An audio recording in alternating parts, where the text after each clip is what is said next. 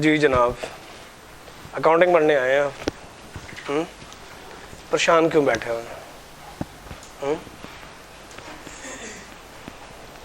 जी बेटा, आज तो हमने सिलेबस देखेंगे और साथ ये देखेंगे कि हमने कौन सी बुक से क्या पढ़ना है, नोट्स आपको कौन से देंगे।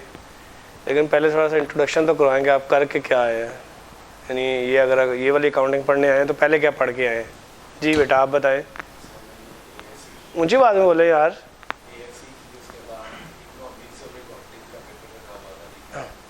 वो आई कैप ने माफ़ कर दिया।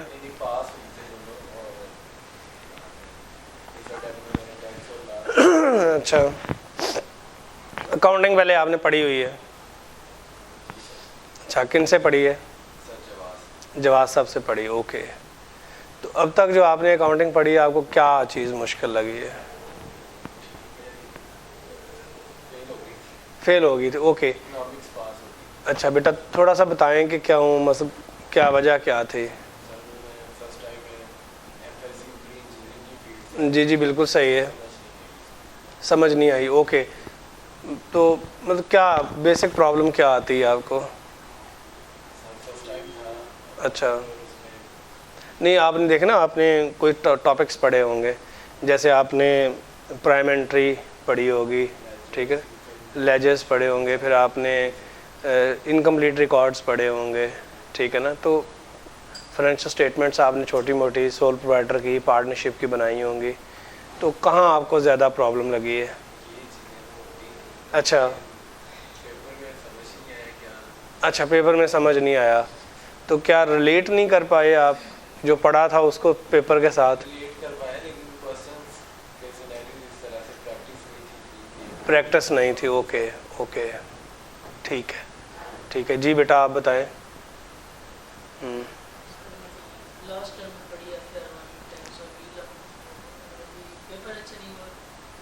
FR1 का पेपर अच्छा नहीं हुआ, क्यों? मुझे तो लग रहा है पिछली क्लास में बैठे हुए थे। हाँ, तो क्या हुआ बेटा? हैं? अच्छा, रिवीजन क्लास ली थी, अच्छा हाँ मुझे याद आ रहा था आपका। अच्छा, तो क्या क्यों नहीं हुआ पेपर आपका? अच्छा बेटा, ओके, अच्छा अच्छा अच्छा अच्छा, सही। लेकिन पहले आपने इंट्रोडक्शन जो है वो पास किया हुआ है पेपर, ओके। अच्छा, इंट्रोडक्शन पढ़ी नहीं थी? अच्छा, चले कोई बात नहीं है। जी बेटा आप बताएं, थोड़ा सा नाम बताएं पहले। अहमद हसन, जी बेटा आप बताएं। जी जी ठीक है, जी ठीक हो गया जी। पहले आपने इंट्रोडक्शन टू अकाउंटिंग पढ़ा हुआ है? अच्छा, वो सबका माफ़ हो गया ना, तो किसी ने दिया ही नहीं पेपर है। अच्छा, आपको बेटा क्या अकाउंटिंग में क्या मुश्किल लगता है? फाइनल अकाउंट मुश्किल लगते हैं, ओके। और इसके अलावा?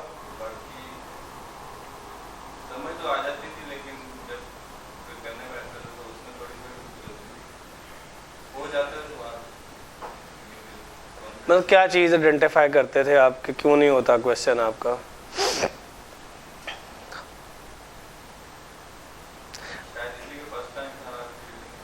अच्छा, चलें आप बताएं कि आप कंसेप्ट के साथ पढ़ते हैं या कि आप कहते हैं जी कि प्रैक्टिस होनी चाहिए, रट्टा होना चाहिए। कंसेप्ट है आपको अकाउंटिंग क्या है? कंसेप्ट भी होना चाहिए, लेकिन प्रैक्टिस इतनी ज़्यादा हो नहीं, क्योंकि मैंने जिस टॉपिक की ज़्यादा प्रैक्टिस की थी, हाँ डेप्रिसिएशन वाले की, पीपी की, हाँ, वो मुझे बहुत अच्छे तरीके से आते हैं। जिनकी मैंने इतनी ज़्यादा प्रैक्टिस नहीं की थी, उसमें ज़्यादा भी नहीं थे। अच्छा प्रैक्टिस सही।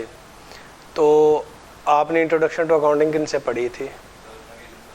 नवीद अंसारी साहब से, मौलवी साहब से पढ़े हैं। अच्छा अच्छा, गुड, सही है। जी बेटा आप? मोहम्मद इरफान, हाँ ठीक है। इंट्रोडक्शन टू अकाउंटिंग पढ़ी थी आपने, कहाँ से पढ़ी थी बेटा? अच्छा उमैश शराज साहब से, मौलवी साहब से। सही। उन्होंने कहा कि पेपर नहीं देना तो अच्छा अच्छा चलें गुड, ठीक है जी। बेटा आप बताएं। अच्छा इंट्रोडक्शन अकाउंटिंग आपने नहीं पढ़ी हुई, एग्जाम पढ़ी ही नहीं हुई, बिल्कुल देखा ही नहीं है इंट्रोडक्शन अकाउंटिंग में क्या है। नहीं आपने इंट्रोडक्शन टू अकाउंटिंग पढ़ी ही नहीं है। ओहो अच्छा जी। बेटा आप हसीब जी, ठीक है जी। बेटा बताएं। अच्छा ओके जी। बेटा बताएं क्या प्रॉब्लम आ रही है। प्रॉब्लम तो कोई नहीं है, बस कंटिन्यूअसली मैं पढ़ नहीं सकता। अच्छा क्यों, क्या वजह थी। बस साथ जॉब स्टार्ट कर दी थी। अच्छा क्या जॉब करते हैं। टीचिंग। अच्छा टीचिंग किस चीज़ की करते हैं। इंटर और बीकॉम को पढ़ाता हूँ। अच्छा क्या पढ़ाते हैं। Accounting. Very good very good, accounting पढ़ाते हैं, गुड सही। तो आपने पहले, आपकी पहले एजुकेशन क्या है। पहले इंटर था। अच्छा तो आप बीकॉम को जो अकाउंटिंग पढ़ा रहे हैं तो उसकी वो आप कैसे पढ़ा रहे हैं। बस वो इंट्रोडक्शन टू अकाउंटिंग पढ़ाई थी, अच्छा खासा रगड़ा भी लगाया था। अच्छा तो उसी की बेस पे सारे कंसेप्ट वगैरह सही बन गए थे। अच्छा उसी की बेस पे वो पढ़ा दिया आवाम को भी जी। बेटा आप बताएं।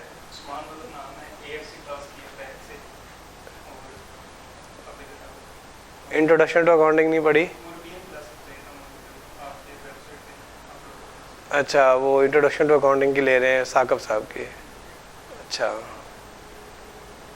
अच्छा अच्छा अच्छा चलें जी। बड़ी मिक्स सी जो है ना वो गैदरिंग है यहाँ पे। तो मेरे बारे में जानते हैं थोड़ा बहुत कि नहीं जानते हैं। नहीं जानते हैं हैं ओरिएंटेशन में बताया था। ओके मैं जो है वो 2001 से पढ़ा रहा हूँ और मैंने कोई तकरीबन 8-10 साल जो है वो स्कैन्स में एज ए प्रिंसिपल काम किया और उसके बाद फिर मैंने एक IBF इंस्टीट्यूट था जहाँ पे ये राइज़ है वो मैंने स्टार्ट किया, समहाउ कंटिन्यू नहीं हो सका। फिर मैंने पैक में पढ़ाया कोई तकरीबन 4-5 साल, ठीक है जी। और अब हमने ये अपना तकरीबन आप कह लें 22 साल हो गए, 21 साल हो गए पढ़ाते हुए। तो इससे पहले मैंने हैले कॉलेज से बीकॉम किया था CA में आने से पहले, और इंटर मैंने FC कॉलेज से किया था। मेरी अपनी चार्टर्ड अकाउंटेंट फर्म है इकबाल यासर एंड कंपनी के नाम से, और यहाँ मैं आपको अकाउंटिंग पढ़ाने आया हूँ, ठीक है जी। तो बेटा आपने तो इंट्रोडक्शन टू अकाउंटिंग भी नहीं पढ़ी हुई, तो आप कैसे करेंगे कोप। अच्छा ठीक है। आपने सिलेबस देखा है FAR 1 का, नहीं देखा, ओके। थोड़ा सा हम सिलेबस को डिस्कस करते हैं। अच्छा सिलेबस को तो हम डिस्कस कर लेते हैं, बट पहली चीज़ जो है ना वो ये है कि कोई भी सब्जेक्ट है ना बेटा वो आता है इंटरेक्शन से। यानी आप फ़र्ज़ करें कोई चीज़ मैं यहाँ पढ़ा रहा हूँ, आपको नहीं समझ आ रही, इसका एक बड़ा आसान हल है कि अच्छा मैंने भी नहीं समझ आ रही, अभी पढ़ाई जा रहा है, कोई बात नहीं है, छोड़े बरा, ये अपना काम करता रहे, हम अपना काम करता रहे। तो ये लर्निंग एटीट्यूड नहीं है। लर्निंग एटीट्यूड ये है कि आपको अगर कोई चीज़ समझ नहीं आ रही है तो आप फ़ौरन उसको डिबेट करें, डिस्कस करें। अच्छा बहुत सारे लोग जो हैं वो अकाउंटिंग पढ़ाते और पढ़ते हैं रट्टे की बेस के ऊपर, ठीक है ना। अकाउंटिंग ऐसे नहीं है, अकाउंटिंग रट्टा है ही नहीं है।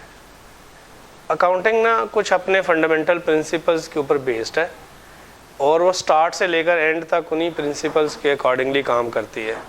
तो अगर आप थोड़ी सी एफर्ट करके उन प्रिंसिपल्स को सीख लें तो अकाउंटिंग जो है वो मुश्किल नहीं है, ठीक है। और अकाउंटिंग जैसे मैथमेटिक्स करने से आता है, यानी अकाउंटिंग में आप कंसेप्ट ले लें और फिर आप उसकी प्रैक्टिस करें तो आप फेल नहीं होंगे। अकाउंटिंग में फ़ेल होना मुझे समझ नहीं आता वैसे, इसलिए कि अकाउंटिंग में बंदा बड़ी मेहनत से फ़ेल होता है, उसकी वजह ये कि अकाउंटिंग में ऐसे मार्क्स होते हैं पेपर के अंदर जिनमें आपने कुछ भी नहीं करना होता, जस्ट प्लेसमेंट होती है कि क्वेश्चन के अंदर जो फिगर गिवन है ना उसको उठा के आंसर के अंदर प्लेस कर देना होता है। और 50% पेपर जो होता है, चले 50 ना करें, 40% पेपर ऐसा होता है जिसमें सिर्फ प्लेसमेंट होती है। You have to do nothing, कुछ भी नहीं करना होता, आपने क्वेश्चन की फिगरें उठा के आंसर की फिगरें के ऊपर डाल देनी होती है। जैसे फ़र्ज़ करें एग्जाम्पल के तौर पे हम कहते हैं कि आपको प्रॉफिट और लॉस अकाउंट का क्वेश्चन आ गया तो, या बैलेंस शीट का क्वेश्चन आ गया, तो आपने क्या करना है? आपका क्या ख्याल है, आपको एसेट्स लायबिलिटीज़ की वैल्यूज़ गिवन नहीं होंगी? मगर फ़र्ज़ करें अगर क्वेश्चन के अंदर 20 आइटम्स हैं तो 20 आइटम्स में से कम 50% आइटम्स ऐसी होती हैं जिनके अंदर कोई एडजस्टमेंट ही नहीं होती है। आपने सिंपली उनको वहाँ से क्वेश्चन से पिक करना है और सॉल्यूशन या आंसर के ऊपर आपने प्लेस कर देना है, दैट्स इट। लेकिन प्रॉब्लम हमारे साथ क्या है कि हम अकाउंटिंग में भी ना रट्टा लगाते हैं, इसलिए कि हमें इंटर तक जो है वो हमें ट्यूनिंग इस तरह से की जाती है कि आपने चीज़ों को याद करना है और रिप्रोड्यूस करना है। अकाउंटिंग ऐसे नहीं है।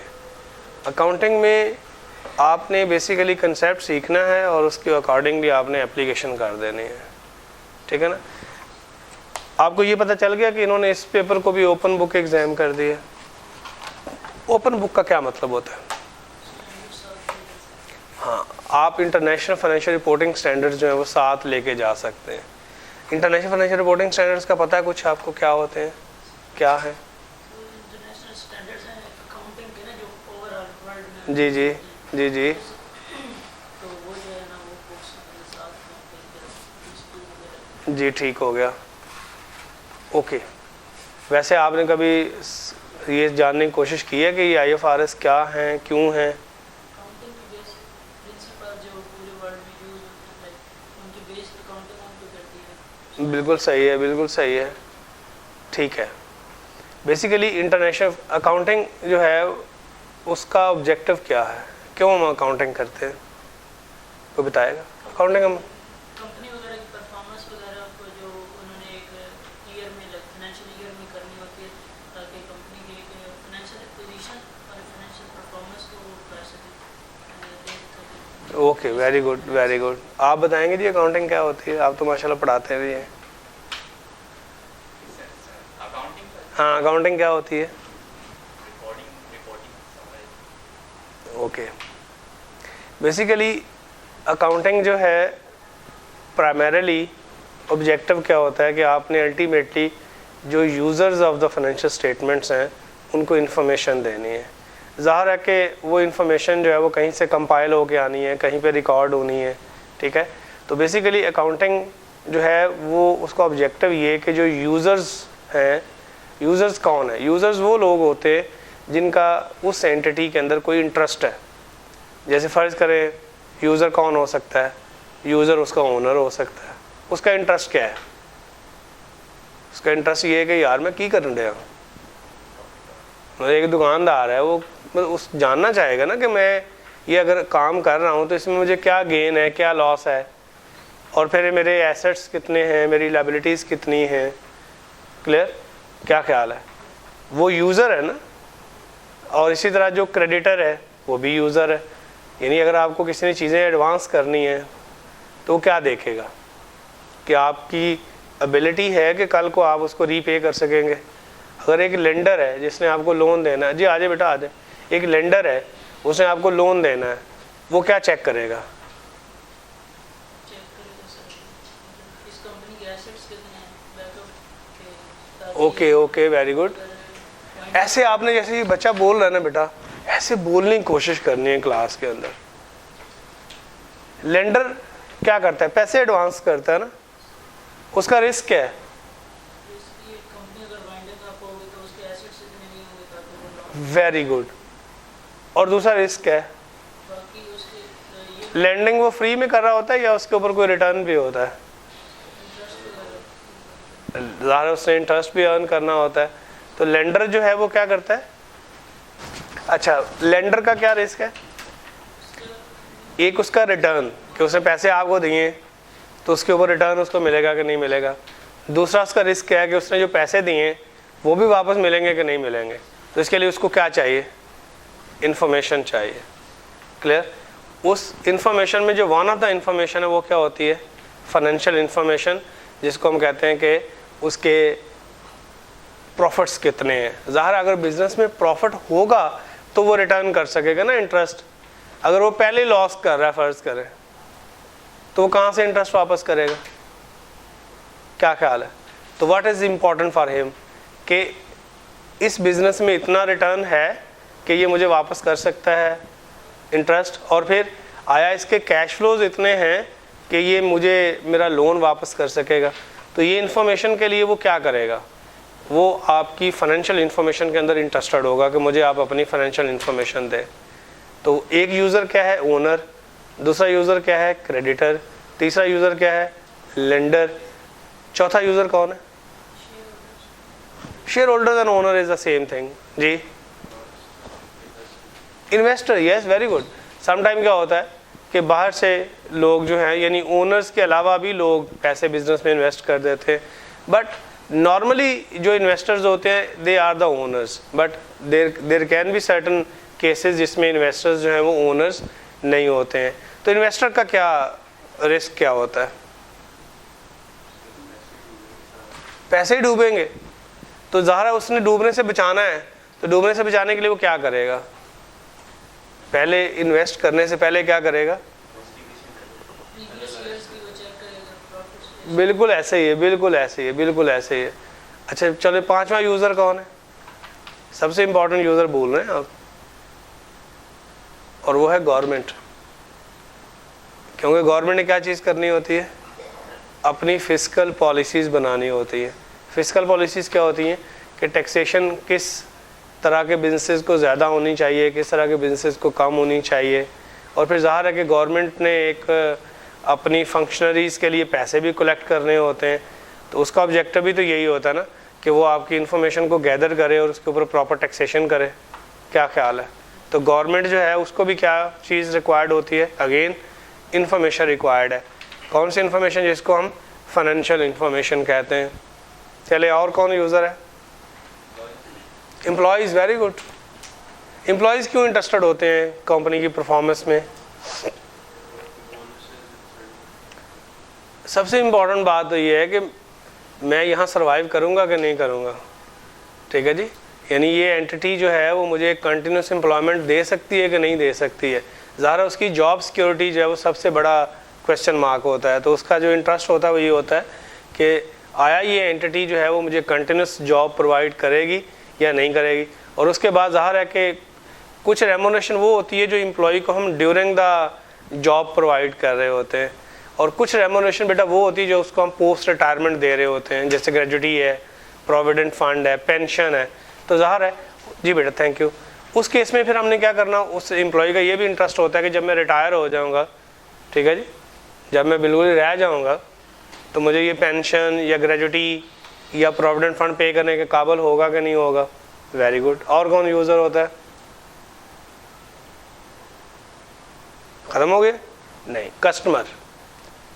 कस्टमर जो आपकी प्रोडक्ट का यूज़र होता है, और सबसे important user of the financial statement है, क्योंकि जिसको आप अपनी प्रोडक्ट बेच रहे हैं वो किस चीज़ में इंटरेस्टेड होता है? नहीं, क्वालिटी ऑफ द प्रोडक्ट तो फाइनेंशियल इन्फॉर्मेशन से ज़ाहिर नहीं ना होती यार, उनसे मार्केटिंग थोड़ी कर रहे हैं जी। नहीं, और सोचे, जोर दे ज़हन पे, क्यों इंटरेस्टेड होता है कस्टमर? फ़ायदा उसको क्या है? देखिए, कस्टमर जो है वो आपकी प्रोडक्ट यूज़ करता है बेटा, तो आपकी प्रोडक्ट का यूज़र होने की वजह से उसका जो सबसे बड़ा इंटरेस्ट होता है वो ये कि ये प्रोडक्ट आप उसको प्रोवाइड भी करते रहेंगे कि नहीं करते रहेंगे। आपकी कंटिन्यूटी, ठीक है ना, आपकी कंटिन्यूटी जो होती है वो सबसे बड़ा रिस्क होता है उसका, क्योंकि वो आपकी प्रोडक्ट का यूज़र है। ठीक है, और कुछ ऐसी प्रोडक्ट्स होती हैं जिसमें आप, जैसे मेडिसिन्स होती हैं, इसके अलावा सप्लीमेंट्स होते हैं, जिसके लिए तो आप हैविली डिपेंडेंट होती है, आपकी सेहत, आपकी लाइफ जो है डिपेंडेंट होती है। ठीक है ना। और क्या, और कौन सा यूज़र रह गया?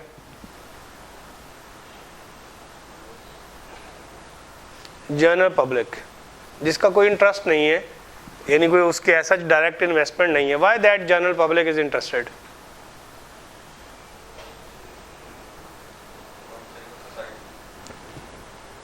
वेरी गुड, क्या कहा है?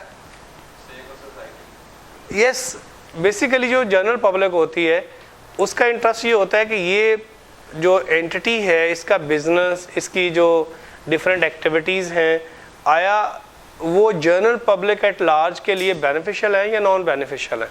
जैसे एग्जांपल के तौर पे आपको कोट कर रहा हूँ, जैसे टैनरीज होती हैं वो एनवायरनमेंट में पोल्यूशन देती हैं, फिर इसी तरह और बहुत सारी इंडस्ट्रीज़ हैं जो बहुत ज़्यादा शोर पैदा करती हैं। फिर आजकल जो बड़ी इम्पॉर्टेंट बात आ रही है वो क्या है कि जो फॉसिल फ्यूल से चलने वाली इंडस्ट्रीज़ हैं वो जनरल पब्लिक के लिए जो है वो चूँकि एनवायरनमेंट को ज़्यादा डैमेज कर रही होती हैं तो वो ज़्यादा रिस्क क्रिएट कर रही हैं जनरल पब्लिक के लिए, लाइफ का रिस्क, उनकी हेल्थ का रिस्क क्रिएट कर रही होती हैं। तो दे आर आल्सो इंटरेस्टेड कि ये एंटिटी जो है इसके जो ऑपरेशंस हैं वो कितने हैज़र्ड फ्री हैं, ठीक है ना, कितना वो लेस पोल्यूटेड हैं जो एनवायरनमेंट को कर रहे हैं।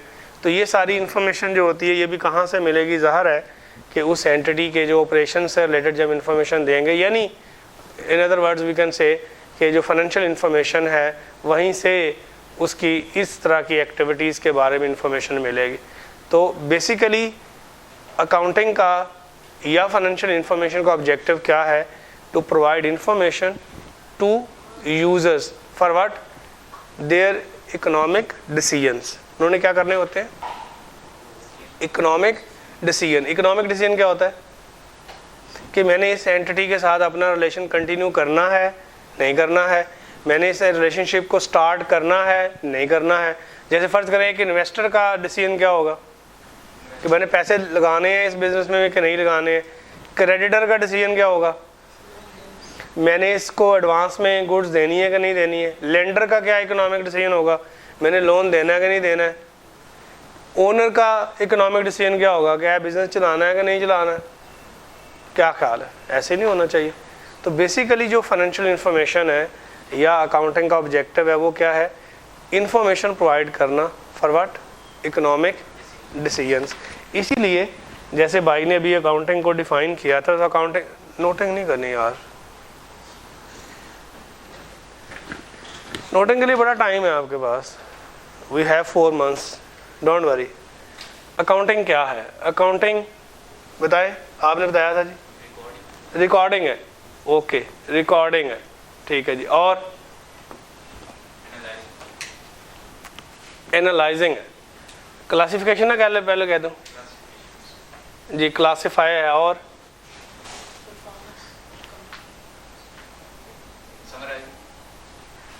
बिल्कुल सही है, समराइजिंग, ठीक है जी। और इंटरप्रिटेशन, वेरी गुड। ले जी, ये जो है वो 4 वर्ड्स हैं कि अकाउंटिंग बेसिकली है क्या है? Is an art of recording, classifying, summarising and interpreting financial information.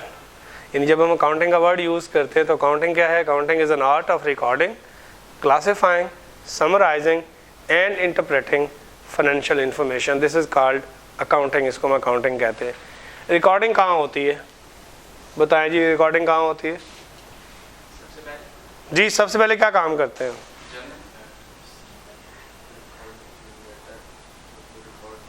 Recording जो है बेटा कोई बात नहीं, हम यहाँ लर्न करने आए हैं। इसको कहते हैं बुक्स ऑफ प्राइम एंट्री,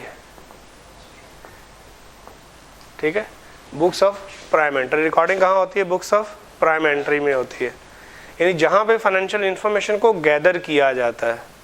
अच्छा, फाइनेंशियल इंफॉर्मेशन क्या होती है? ये तो बात ही नहीं की है। क्या होती है फाइनेंशियल इंफॉर्मेशन? नहीं यार,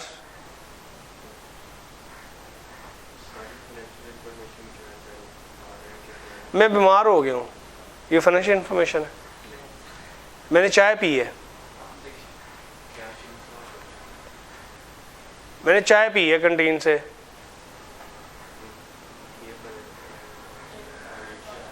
फाइनेंशियल इंफॉर्मेशन है। क्यों भला? देखो, फाइनेंशियल इंफॉर्मेशन के लिए सबसे पहले इंपॉर्टेंट बात होती है बेटा, होती है वो ट्रांजैक्शन या इवेंट। हर वो इंफॉर्मेशन फाइनेंशियल इंफॉर्मेशन है जब वो ट्रांजैक्शन या इवेंट की शक्ल में है जिसका कोई मॉनेटरी इम्पैक्ट है। क्या वर्ड यूज़ किया मैंने? उसका कोई मॉनेटरी इम्पैक्ट है।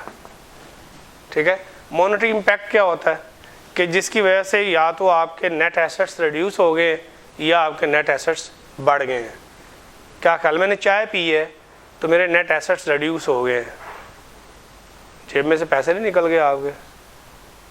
क्या ख्याल है, नेट एसेट्स क्या होते हैं? अकाउंटिंग इक्वेशन कभी पढ़ी है आपने? Assets minus liabilities is equal to equity. ठीक है ना, पढ़ी कभी? चले, कोई बात नहीं। अच्छा, यहाँ आते हैं ट्रांजैक्शन ऑब्लिक इवेंट जिसका कोई मॉनेटरी इम्पैक्ट होता है, उसको हम कहते हैं कि ये क्या है, ये फाइनेंशियल इंफॉर्मेशन है। ठीक है, अब अगर हम किसी बिजनेस के पॉइंट ऑफ व्यू से बात करें तो सबसे पहला फाइनेंशियल इम्पैक्ट या मॉनेटरी ट्रांजैक्शन क्या होती है कि जब एक ओनर जो है वो बिज़नेस में पैसा इन्वेस्ट करता है तो देन उस बिज़नेस के पास क्या होते हैं, एसेट्स आ जाते हैं। ठीक है, अकाउंटिंग में आप ये तो जानते हैं कि there is a dual effect. जानते हैं डुअल इफेक्ट क्या होता है? कि हर ट्रांजैक्शन या इवेंट का क्या होता है, डबल इफेक्ट होता है। ठीक है ना, एक इफेक्ट को हम डेबिट कहते हैं और दूसरे इफेक्ट को हम क्रेडिट कहते हैं। डेबिट और क्रेडिट को बाद में डिस्कस करते हैं कि क्या होता है, बट डुअल इफेक्ट होता है। ये जो अकाउंटिंग इक्वेशन है ना, ये डुअल इफेक्ट है। ये देखें, अगर इस तरफ आपने 100 रुपया बिजनेस में इन्वेस्ट किया तो इधर 100 रुपये के बिजनेस के पास क्या आ जाते हैं, एसेट्स। और आपने एक कॉन्सेप्ट पढ़ा जिसको सेपरेट एंटिटी कॉन्सेप्ट कहते हैं। क्या होता है separate entity concept? Separate entity concept बेटा ये होता है कि बिजनेस और बिजनेसमैन दो अलग-अलग एंटिटीज़ हैं। इसको आर्टिफिशियल, जब कंपनी की शक्ल में हो तो आर्टिफिशियल जुरिडिकल पर्सन भी कहते हैं। ठीक है ना, यानी बिजनेस जो होता है वो क्या होता है, बिजनेसमैन से अलग होता है। तो इसलिए जब बिजनेस के अंदर बिजनेसमैन पैसा इन्वेस्ट करता है तो उसका क्या बन जाता है, कैपिटल या इक्विटी बन जाती है। यानी क्या होगा, एक तरफ बिजनेस के एसेट्स बढ़ जाएंगे और दूसरी तरफ क्या बढ़ जाएगी, इक्विटी बढ़ जाएगी। तो ये क्या कहलाता है, डुअल इफेक्ट। क्या कहलाता है, डुअल इफेक्ट। ठीक है, तो सबसे पहले जो फाइनेंशियल इंफॉर्मेशन होती है उसको हम रिकॉर्ड करते हैं बुक्स ऑफ प्राइम एंट्री में, यानी उसका डबल इफेक्ट रिकॉर्ड कर लिया जाता है। ठीक है, अकाउंटिंग ज़रा माड़ी लग रही थोड़ी जी। तो डुअल इफेक्ट कहाँ रिकॉर्ड होता है, बुक्स ऑफ प्राइम एंट्री में। बुक्स ऑफ प्राइम एंट्री क्या है, sale day book, purchase day book, cash receipt book, cash payment book और जर्नल। इनको 5 बुक्स ऑफ प्राइम एंट्री कहते हैं। क्या वर्ड यूज़ किया, sale day book, purchase day book, cash receipt book, cash payment book, journal. ये 5 books जो होती हैं इनको बुक्स ऑफ प्राइम एंट्री कहते हैं। क्लियर हो गया, क्या कहते हैं, बुक्स ऑफ प्राइम एंट्री। इनके अंदर इंफॉर्मेशन जो होती है जिसका मॉनेटरी इम्पैक्ट है वो क्या होती है, रिकॉर्ड हो जाती है। वहाँ से इंफॉर्मेशन जो है वो क्लासिफाई होती है। क्लासिफाई का मतलब क्या होता है, इंफॉर्मेशन क्लासिफाई कहाँ होती है जी, इसको कहते हैं जर्नल लेजर। क्या कहते हैं, जर्नल लेजर। यानी यहाँ से इंफॉर्मेशन जो है वो जर्नल लेजर में आ जाती है। Basically books of prime entry में जो इन्फॉर्मेशन होती है वो क्रोनोलॉजिकल ऑर्डर में रिकॉर्ड हो रही होती है, डेट वाइज रिकॉर्ड हो रही होती है। यानी मैंने जमील को सेल की, मैंने असलम को सेल की, मैंने खुर्शीद को सेल की, मैंने हसीब को सेल की, तो क्या हो रहा है, क्रोनोलॉजिकल ऑर्डर में रिकॉर्डिंग होती जा रही है, डेट वाइज टाइम। जैसे आप जाते हैं किसी भी अच्छे स्टोर में जाते हैं तो उसने बार कोड रीडर लगाया होता है। ठीक है जी, आपने साबुन ख़रीदा, उसने साबुन कर दिया बार कोड रीडर के सामने। फिर फ़र्ज़ करें आपने शेविंग क्रीम ख़रीदी, आपने ब्रेड ख़रीदी, आपने चॉकलेट ख़रीदी, ऐसे ही जा रहा है ना। क्या ख्याल है, लेकिन क्या ये ज़रूरी नहीं है कि हम ये देखें कि अच्छा चॉकलेट की कितनी सेल हुई है, क्या ख्याल है, ब्रेड की कितनी सेल हुई है, क्या ख्याल है। और फ़र्ज़ करें अगर सेल क्रेडिट पे हो रही हो तो तो ये ज़रूरी नहीं है कि जमील को कितनी सेल की है ताकि उससे कितने पैसे लेने हैं, अकरम को कितनी सेल हुई है उससे जितने पैसे लेने हैं। Same is a case with purchases, कि अगर आपने फ़र्ज़ करें किसी बंदे से परचेजेस किए हैं तो आपको पता होना चाहिए ना कि उसको आपने कितने पैसे वापस करने हैं, क्या ख्याल है। लेकिन जब आप यहाँ होते हैं तो इन्फॉर्मेशन इस शक्ल में नहीं होती है। यहाँ तो इन्फॉर्मेशन जो पहले आ रही है वो पहले रिकॉर्ड हो रही है, जो बाद में आ रही है वो बाद में रिकॉर्ड हो रही है। बट यू शुड नो कि मैंने कितनी किस आइटम की परचेज़ की है, मैंने कितनी किस आइटम की सेल की है, मैंने कितनी किस आइटम की किस पार्टी को सेल की है, मुझे उस पार्टी से रिसीवेबल मेरा पता होना चाहिए, किस पार्टी को कितनी मैंने पेमेंट करनी है, मेरे पास उसका पेएबल बैलेंस भी होना चाहिए। क्या ख्याल है, होना चाहिए कि नहीं होना चाहिए?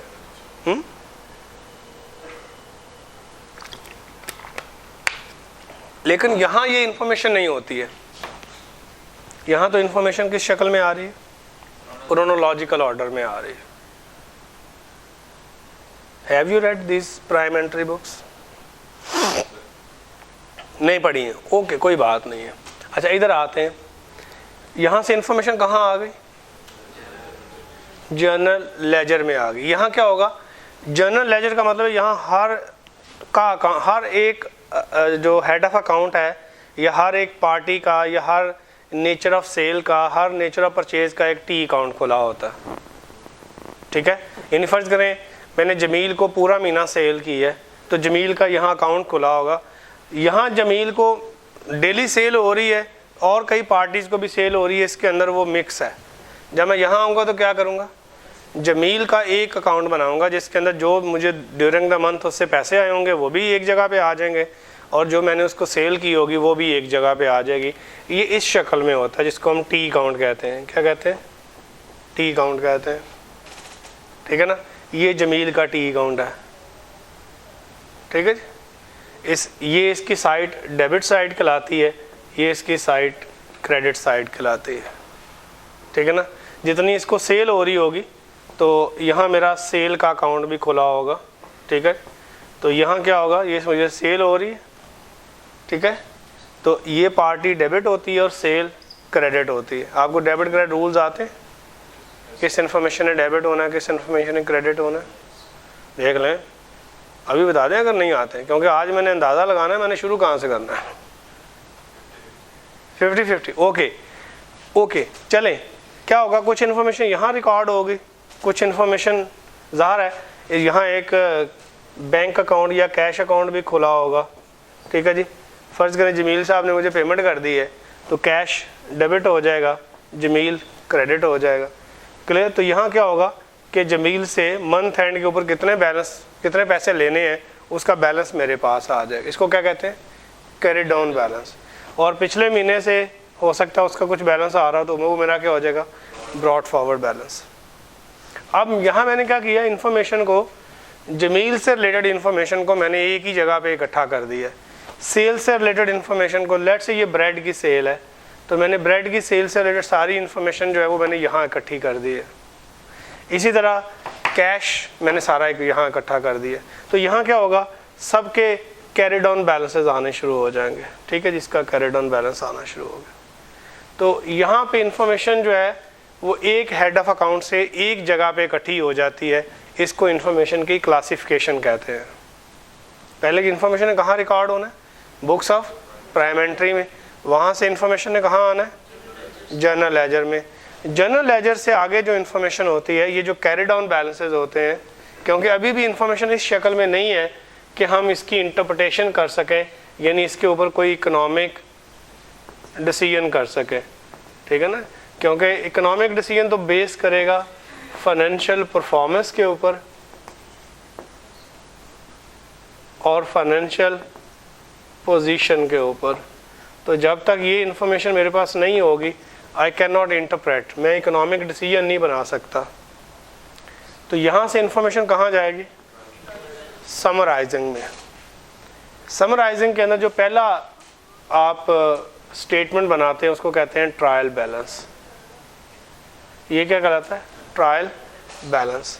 ट्रायल बैलेंस जो है इसके अंदर इंफॉर्मेशन को ऐसे ही जैसे एक जगह लिस्ट कर देना, यानी इसकी सारी ये जो कैरी डाउन बैलेंसेस होते हैं ना, ये क्या हो जाते हैं, इसके अंदर लिस्ट बन जाती है कि ये मेरे कैरिड ऑन बैलेंसेस है। ज़ाहिर उसमें सेल भी आ जाएगी, परचेज भी आ जाएगी, जिनसे लेने हैं पैसे वो भी आ जाएंगे, जिनको देने हैं वो भी आ जाएंगे। तो every type of information from the journal ledger will be tabulated, or you can say prepared a list on a single sheet that will be called as trial balance. Even this, at this time of information, at this time of point of time, this information is not in a form to give you the economic decision. तो फिर क्या करेंगे, इसको further trial balance से आगे लेके जाएंगे। Trial balance से आगे लेके जाते हैं तो उसको हम फाइनेंशियल स्टेटमेंट्स कहते हैं। क्या कहते हैं? फाइनेंशियल स्टेटमेंट्स कहते हैं, ठीक है। और फाइनेंशियल स्टेटमेंट्स जो हैं वो आपने बनानी है। तो फाइनेंशियल स्टेटमेंट्स बेसिकली तो 5 होती हैं। कितनी होती हैं? 5। यानी यहाँ से इंफॉर्मेशन जो है वो फाइनेंशियल स्टेटमेंट की शक्ल में बनती है, ठीक है जी। वन ऑफ द स्टेटमेंट जो है उसको कहते हैं स्टेटमेंट ऑफ फाइनेंशियल पोजीशन, जिसको आप बैलेंस शीट भी कहते हैं। क्या वर्ड यूज़ करते हैं? Statement of financial position. फिर स्टेटमेंट ऑफ कॉम्प्रीहेंसिव इनकम। क्या वर्ड यूज़ करते हैं? Statement of comprehensive income. इसके फर्दर इसके अंदर 2 स्टेटमेंट्स होती हैं, एक को प्रॉफिट और लॉस अकाउंट कहते हैं और एक को अदर कॉम्प्रीहेंसिव इनकम कहते हैं। तो I repeat, statement of comprehensive income के अंदर क्या होता है? फर्दर 2 स्टेटमेंट्स होती हैं, एक को हम प्रॉफिट और लॉस और दूसरे को हम अदर कॉम्प्रीहेंसिव इनकम कहते हैं। तीसरी स्टेटमेंट जो है वो स्टेटमेंट ऑफ कैश फ्लोज है। स्टेटमेंट ऑफ कैश फ्लोज का मतलब होता है inflows of cash and outflows of cash. Clear? और चौथी स्टेटमेंट जो होती है वो statement of changes in equity होती है। क्या वर्ड यूज़ किया है? Statement of changes in equity. और फिर 5वीं स्टेटमेंट जो है उसको हम कहते हैं नोट्स टू द अकाउंट्स। क्या कहते हैं? Notes to the accounts. Clear? अब जब इंफॉर्मेशन यहाँ तक आ जाती है तो फिर बेटा मैं इसको इंटरप्रेट कर सकता हूँ। इंटरप्रिटेशन क्या है? इकोनॉमिक डिसीजन के मैंने, और इकोनॉमिक डिसीजंस जो होते हैं समटाइम इसके लिए हम रेशियोज भी कैलकुलेट करते हैं, जो कि आपके कोर्स में भी हैं कि आपने रेशियोज भी सीखनी है, ठीक है ना। तो ये पूरा साइकिल जो है इसके अंदर बेसिकली ये वाले जो 2 कंपोनेंट्स हैं ना बेटा, ये आप पिछले पेपर में पढ़ के आए हैं। और कुछ एक्सटेंट तक जो है वो आपने ट्रायल बैलेंस बनाना, और फिर मेरा ख्याल है शायद आपने ये 2 स्टेटमेंट्स पढ़ी होंगी, यानी स्टेटमेंट ऑफ प्रॉफिट और लॉस अकाउंट बनाना पड़ा होगा और स्टेटमेंट ऑफ फाइनेंशियल पोजीशन पढ़ी, यानी इंट्रोडक्शन टू अकाउंटिंग में आप ये पढ़ के आते हैं। तो मुझे ये बताएं कि ये कितना आपको आता है, ताकि हम फिर अंदाज़ा लगाना नहीं हमने स्टार्ट कहाँ से करना है। बताएं जी, है रिकॉर्डिंग आती है आपको कि नहीं आती है? हैं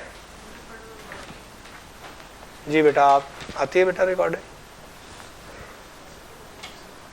आपको बुक्स ऑफ प्राइमेंट्री आती हैं, पता है, क्लियर है? नहीं है, ओके जी बेटा आप बताएं। ओके जी बेटा, आपने तो अभी मेरा पढ़ना स्टार्ट किया ना जी बेटा, आपको तो आती होंगी जी। 50-50 है। Very good. देखिए ऐसे आपने बता देना है, ठीक है ना। 50-50 है या 40-60 है, ठीक है ना, आपने बता देना है, ठीक है ना। क्योंकि देखिए मैं अपने लिए नहीं यहाँ आया, मुझे तो अल्लाह का शुक्र है मैंने आज से 20-22 साल पहले क्वालिफाई कर लिया था, मुझे तो कोई ज़रूरत नहीं है। आपके लिए आए हैं और आपने इस पेपर को पास करने के लिए यहाँ आए। ऑब्जेक्टिव यही है, पास करना ही है ना जी ऑब्जेक्टिव। अच्छा ठीक है, चले। तो अब ये है कि हम ये वाला वीक जो है ना उसमें हम कोशिश करेंगे कि ये जो बुक्स ऑफ प्राइम एंट्री है इसका आपको थोड़ा सा ओवरव्यू बेहतर दे के रिकॉर्डिंग से होते हुए क्लासिफिकेशन तक जाके, ठीक है जी। तो डेबिट क्रेडिट रूल्स और इस तरह की जो बातें हैं वो आपको करवा के, तो फिर हम जो है वो क्लासिफिकेशन यानी जर्नल लेजर की बात करके, तो फिर हम जो है समराइजिंग यानी वो जो पहले आप पढ़ के आए हैं बैलेंस शीट और प्रॉफिट एंड लॉस अकाउंट बनाना, वो आपको सिखा के तो फिर हम इस सिलेबस पे आते हैं। क्या ख्याल है? ये सिलेबस पर डिस्कस करने की ज़रूरत है कि बाद में करें डिस्कस? बाद में ही करें ना जी, क्योंकि पहले तो हम ये सिलेबस देख लें कि ये क्या है। तो आपके पास ICAP की बुक तो होगी जो इंट्रोडक्शन टू अकाउंटिंग की है, ठीक है ना?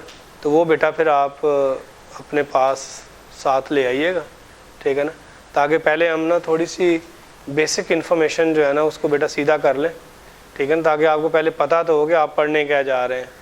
ऐसे खाम में मैं आपको ये वाला सिलेबस पढ़ाना शुरू कर दूँ, ठीक है जी। इस सिलेबस में बेसिकली आप कह लें कि it's a IFRS based syllabus, ये इंटरनेशनल फाइनेंशियल रिपोर्टिंग स्टैंडर्ड्स के ऊपर बेस्ड सिलेबस है। तो सिर्फ अगर हम बाकी जो आपका है कोर्स बेटा, इसको तो हम बाद में देखते हैं, बट अगर मैं एक छोटी सी लिस्ट बना दूं कि what IFRS you are going to read, कौन से स्टैंडर्ड्स आपने पढ़ने हैं, तो सबसे पहले तो IAS 1 है, ठीक है ना। IAS 1 जो है it deals with presentation of financial statements. क्या वर्ड यूज़ किया? Presentation of financial statement. ये जो हम statement of financial position, statement of comprehensive income, statement of cash flows, statement of changes in equity and notes to the accounts, ये जो हमने यहाँ बात की है ना बेटा, इस इंफॉर्मेशन यानी ये जो स्टेटमेंट्स हैं इनको कैसे बनाना है, इनका लेआउट कैसे होना चाहिए, इसको फॉर्मेट कैसा होना चाहिए, ठीक है ना, इसके अंदर कौन सी इन्फॉर्मेशन फेस पे आनी चाहिए, कौन सी इन्फॉर्मेशन जो है वो नोट्स में आनी चाहिए, ये IAS 1 जो है ये इसको डील करता है कि फाइनेंशियल स्टेटमेंट्स की प्रेजेंटेशन कैसे होनी चाहिए, ठीक है। फिर दूसरा स्टैंडर्ड जो बेटा आपके कोर्स में है वो IAS 7 है। IAS 7 जो है वो स्टेटमेंट ऑफ कैश फ्लोज की प्रिपरेशन, वहाँ देखें statement of financial position, statement of comprehensive income, statement of changes in equity and notes, ये जो 4 स्टेटमेंट्स है ना ये IAS 1 में कवर्ड है। और IAS 7 किसको डील करता है? स्टेटमेंट ऑफ कैश फ्लोज, ठीक है जी, कि कैसे बनानी है उसको statement of cash flows deal करता है IAS 7। फिर इसी तरह आपके कोर्स में IAS 8 है। ये जो फाइनेंशियल स्टेटमेंट्स होती हैं ना इनकी सर्टन बेसिस होती हैं। क्या होती हैं? उनको अकाउंटिंग पॉलिसीज़ कहते हैं। क्या कहते हैं? ठीक है, जैसे फ़र्ज़ करें मैंने रेवेन्यू कब रिकग्नाइज़ करना है, रेवेन्यू को मैंने किस वैल्यू पे मेजर करना है, ये मेरी रेवेन्यू से रिलेटेड अकाउंटिंग पॉलिसीज़ या बेसिस होती हैं। इसी तरह मैंने जैसे आप डेप्रिसिएशन वाला पढ़ के आए हैं तो property plant and equipment tangible assets हैं, उनको मैंने कॉस्ट पे मेजर करना है, रीवैल्यूड अमाउंट पे मेजर करना है, ये मेरी क्या है? पॉलिसी है। क्लियर? इसके अंदर एक कॉन्सेप्ट है जिसको कहते हैं अकाउंटिंग पॉलिसी, जैसे अभी बताया है। दूसरा कॉन्सेप्ट है अकाउंटिंग एस्टीमेट, जैसे किसी एसेट की यूज़फुल लाइफ डिटर्मिन करना, उसकी डेप्रिसिएशन कैलकुलेट करना, ये क्या है? अकाउंटिंग एस्टीमेट है। क्लियर? और तीसरी चीज़ होती है जिसको हम कहते हैं प्रायर पीरियड एरर, यानी फ़र्ज़ करें इस साल आपने फाइनेंशियल स्टेटमेंट बनाई, उसमें कोई गलती कर दी बट आपको इस साल पता नहीं चला, वो आपको जाके अगले साल पता चला है। ये लेट से आप माशाल्लाह इतने अच्छे थे उस गलती का आपको अगले साल भी नहीं पता चला, 5-6 साल हो गए हैं फिर जाके आपको पता चला है। तो ज़ाहिर है अगर करंट इस साल की गलती आपको 5-6 साल बाद जाके पता चलेगी तो उसको क्या कहलाएगी? Prior period error. क्या कहलाती है? Prior period error. तो IAS 8 हमें बताता है कि अकाउंटिंग पॉलिसी क्या होती है, अकाउंटिंग एस्टीमेट क्या होता है, और प्रायर पीरियड एरर जो होती है उसको रेक्टिफाई कैसे करते हैं। ठीक है, फिर आपके कोर्स में है IAS 16 property plant and equipment. क्या वर्ड यूज़ किया? प्रॉपर्टी प्लांट एंड इक्विपमेंट, यानी ये जो टेंजिबल एसेट्स हैं उनको रिकग्नाइज करना, मेजर करना, उनके ऊपर डेप्थ चार्ज करना, उनकी यूज़फुल लाइफ डिटर्मिन करना, उसके सारे प्रिंसिपल्स यहाँ गिवन है। फिर आपके कोर्स में है IAS 20। IAS 20 जो है वो डील करता है गवर्नमेंट ग्रांट्स को। ठीक है जी, जैसे आजकल गवर्नमेंट ने बिजली के बिलों में रिडक्शन नहीं कर दे, 5 रुपये पर यूनिट। ठीक है, इस तरह की अगर कोई गवर्नमेंट, या पिछले साल आपने देखा था गवर्नमेंट ने कहा था जी हम घरों के लिए लोन देंगे सब्सिडाइज रेट पे, या गवर्नमेंट ने कहा था जी कि हम जो है वो कोविड के अंदर उन्होंने कहा जी कि हम लोगों को कैश जो है वो बेनज़ीर इनकम सपोर्ट फंड या एहसास प्रोग्राम के तहत देंगे। ये सारी क्या होती हैं? Government grants. गवर्नमेंट आपके घर तक सड़क बना देती है, ठीक है जी, आपको सीवरेज और पानी की सहूलियात मुहैया करती है, ये कहलाती हैं गवर्नमेंट असिस्टेंस। तो अगर किसी बिज़नेस को कोई गवर्नमेंट असिस्टेंस या गवर्नमेंट ग्रांट मिल रही हो तो ज़ाहिर है उसने उसको कैसे रिकॉर्ड करना है, अपनी फाइनेंशियल स्टेटमेंट में कैसे रिफ्लेक्ट करना है, वो IAS 20 डील करता है। फिर आपके कोर्स में है IAS 23 borrowing cost. IAS 23 borrowing cost ये कि आपने लोन ले लिया, लोन लेके हो सकता है आप अपने खर्चे पे करें तो उसकी क्या अकाउंटिंग होगी। लोन लेके हो सकता है आप बिल्डिंग बनाना शुरू कर दें, तो फिर अगर लोन लेके आप बिल्डिंग बनाएंगे तो फिर इंटरेस्ट कॉस्ट को कैसे रिकॉर्ड करेंगे, और अगर लोन लेके आप सैलरीज पे करना शुरू कर देंगे तो फिर कैसे रिकॉर्ड करेंगे। ये जो है वो IAS 23 बोरिंग कॉस्ट में गिवन है। फिर इसी तरह आपके कोर्स में है IAS 36 जो कि इम्पेयरमेंट को डील करता है, IAS 40 जो कि इन्वेस्टमेंट प्रॉपर्टीज़ को डील करता है। फिर आपके कोर्स में IAS 33 है जो कि EPS को डील करता है, ठीक है जी। और फिर अकाउंटिंग स्टैंडर्ड्स फॉर NPOs भी आपके कोर्स में है, इनको भी हम डिस्कस करेंगे। तो it's a very technical syllabus. तो अगर हमें शुरू में बेटा ये वाली चीज़ें ही नहीं आती होंगी तो we will not be in a position to understand these technical documents. ये जो उन्होंने ओपन बुक का है ना, वो ये स्टैंडर्ड्स हैं जो आप असिस्टेंस के तौर पे वहाँ भी लेके जा सकते हैं, लेकिन वहाँ जाकर पढ़ नहीं सकते आप उनको कि आप पहली दफ़ा उधर पढ़ लें, ठीक है जी। लेकिन जी कल फिर जो है बेटा हम अकाउंटिंग क्या है, बुक्स ऑफ प्राइम एंट्री कैसे होती हैं, ठीक है जी, इसके ऊपर हम लेक्चर लेंगे।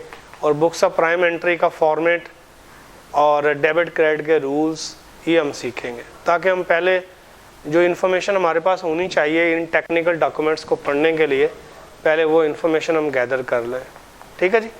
तो कल जो होगा वो आपने अपनी वो बुक्स जो है इंट्रोडक्शन टू अकाउंटिंग वो लेके आनी है, ठीक है ना, ताकि फिर मैं इंट्रोडक्शन टू अकाउंटिंग में जो आपके थोड़े बहुत आपको असिस्टेंस दे के हम इस सिलेबस तक ले आएँ, ठीक है जी।